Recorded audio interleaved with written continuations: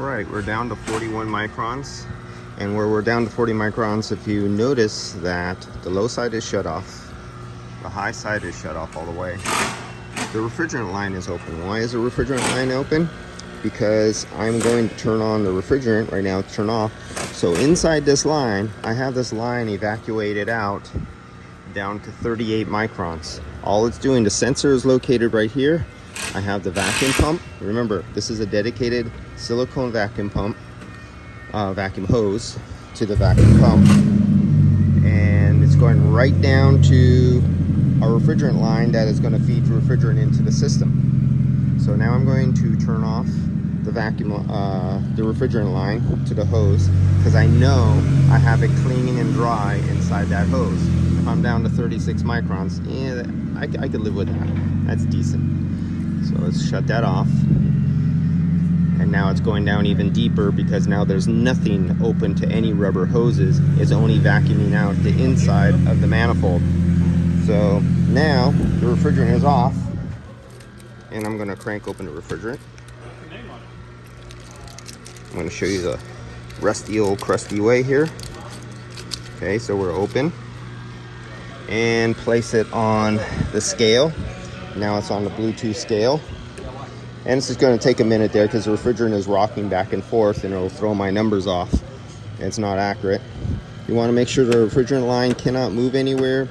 It has got its balance, or if it has any pressure against it or it could move, you want to make sure nothing's going to touch it or move it.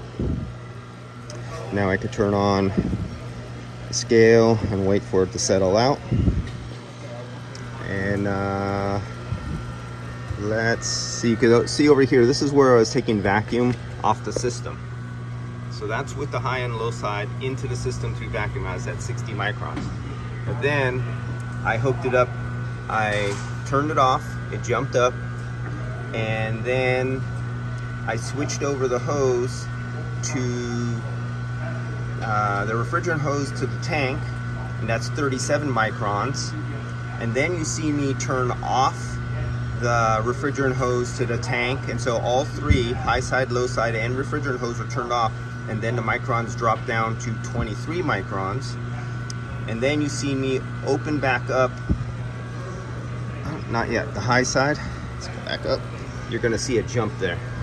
Open back up to the high side and low side, and it'll jump because vacuum decay has taken over while the system was isolated, and I was only vacuuming this off for those few minutes. These were closed, and that gave a chance for the vacuum to jump back up from off-gassing of any refrigerant or moisture trapped in any oil anywhere. And you can see right here, so now, right there, and that's where I just opened up the high side and low side. It jumped up to 146, and you can see it slowly coming back down, and it'll go back down to 60 microns again. And I'm going to be ready to charge this up once it hits 60 microns again. And that's that part of the process. I got to put the phone down, do the work order, get some work done, set up the rest of my probes. And we had the other video, we talked about the variable displacement compressor that has a clutch on it. And we'll get on our way. See you in the next video.